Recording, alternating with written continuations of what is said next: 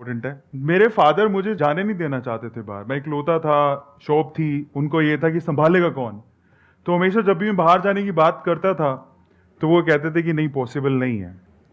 जैसे भी जिद करके मैं निकला बाहर, क्योंकि फादर का कहना था कि भी 2 सिस्टर हैं, शॉप पे कौन बैठेगा, उनकी शादी भी करनी है, जो होता है नॉर्मल फैमिलीज में। पर फिर भी लड़ वड़ के साइन करवाया, एजुकेशन लोन लिया, निकले बाहर। अब क्यों गए थे जरा समझने की जरूरत है। विजन ये था कि मुझे फैमिली को प्रूव करना है। मेरे मामा जी ने कहा कि भैया तो कुछ कर नहीं सकता, मेहनत करके सिलेक्शन हुआ है। पापा ने एजुकेशन लोन पे साइन करने तक से मना कर दिया था, फिर भी जिद करवा के किया। क्यों किया? वो इंपॉर्टेंट था कि मुझे मेरी लाइफ में कुछ करना था, मुझे इंजीनियरिंग करनी थी। अब क्लैरिटी थॉट क्या है जरा समझते हैं। यहां से मुझे मेरा करियर बिल्ड करना है। बहुत कुछ पीछे सुन के आया हूं और बहुत कुछ लोगों को बताना है और प्रूफ करना है। लेकिन जब मुझे मौका मिला तो मैं भी बहक गया। जब बाहर निकला मैं तैयारी करने के लिए सर, तो अगेन पता नहीं कैसे बताऊं, बट वहां पे एक लड़की थी।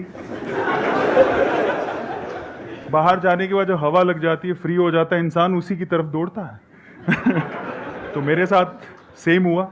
उनको जब पहली बार देखा मैंने तो बस दिल के तार बज गए, पता नहीं क्या हुआ। पर एक बात मैं बोलता हूँ यहाँ पे, अगेन करने कुछ और आया था, पढ़ाई करने आया था, तैयारी करने आया था ताकि मेरा कॉलेज में सिलेक्शन हो। लेकिन वहां पर इस चीज में अगेन साइड में हो गए, डाइवर्ट हो गए। बिकॉज उस टाइम पे क्या, मुझे एनर्जी बहुत थी, जैसे आज आप फील कर रहे हो इससे 10 गुना ज्यादा थी। मुझे ऐसा लगता था मैं बहुत कुछ कर सकता हूँ, लेकिन वो जो एनर्जी होती है उस टाइम पे स्कैटर्ड होती है, इस वजह से आप बहक जाते हो। लेकिन उसे अलाइन करना बहुत जरूरी है और उसके लिए एक पर्सन चाहिए जो आपको समझ सके। तो मुझे लगता था कि यार ये मेरी फ्यूचर वाइफ हो सकती है, ऐसा करके। यस। जिन लड़कों को प्रॉब्लम होती है ना, जिनको लव एट फर्स्ट साइट हो जाता है, उनसे ना मैं आपको एक सवाल पूछता हूं। सवाल ये है कि जिस मोहतरमा के ख्यालों में आप 24 घंटे मशरूक हैं, जिस मोहतरमा के ख्यालों में आप 24 घंटे मशरूक हैं, वो सिर्फ आप ही की है, इसका कोई प्रूफ है?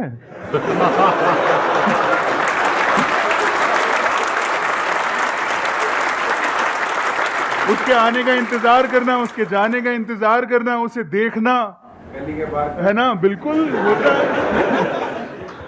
6 महीने मैंने खराब कर दिया, कुछ पढ़ाई नहीं की। मैं भूल गया मैं क्या छोड़ के आया हूं, किन बातों को यार प्रूफ करने के लिए छोड़ के आया हूं यार, वो सब भूल गया मैं।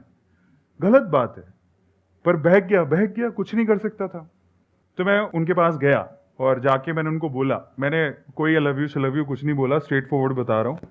और उनके पास बैठा, जाने का मौका मिला तो मैंने कहा मैं जा रहा हूँ। उनकी मम्मी को बोला पहले, तो मम्मी टकराई। मैंने कहा जा रहा हूँ तो मैं सोच रहा हूँ सबसे मिल लूँ, क्या मैं उनसे भी मिल सकता हूँ? मैं उनका बहुत बड़ा फ़ैन हूँ। वो फ़ैन इस वजह से था क्योंकि वो बहुत ही थोड़ा इंक्लाइंड थी स्पिरिचुअलिटी की तरफ, तो वो बहुत बुक्स पढ़ती थी। तो मैं गया उनके पास, बैठा, मैंने डायरेक्टली उनको एक ही बात बोला, मुझे आपसे एक बात कहनी है। तो बोले क्या? मुझे आपसे शादी करनी है। अब अच्छा, शादी करनी है। भाई मैं बता देता हूं, मुझसे 5 साल बड़ी थी। उन्होंने कोई रिएक्शन नहीं दिया। लास्ट में जो पूरी कॉन्वर्सेशन हो रही थी, सुनती रही। लास्ट में उन्होंने मुझे बोला कि एक बात बोलती हूँ, ध्यान से सुनना। मैंने कहा हाँ। बोले अपने माँ बाप के पैसों पे तुम यही करने आए हो क्या? स्टेटमेंट बहुत खतरनाक थी, दिल पे चुभ गई कि अपने माँ बाप के पैसों पे तुम यही करने आए हो क्या? फिर उसने बोला कि तुम जब 6 महीने पहले आए थे ना, तुम्हारे बारे में बहुत सुना था कि तुम बहुत इंटेलिजेंट हो। अब क्या हो गया? फिर लास्ट में उसने जो बात बोली वो आप सब लोगों को सुननी ही चाहिए। अगेन मैं कह रहा हूं, लड़कियां बहुत मैच्योर होती हैं। वो खुशी वाली बात भी थी लेकिन चैलेंज भी था मेरे लिए।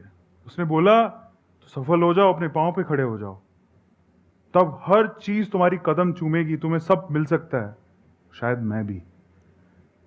जब उसने वो स्टेटमेंट बोला, मुझे दुख से ज्यादा खुशी इस बात की थी कि आग दोनों तरफ है। वो कह रही शायद मैं भी।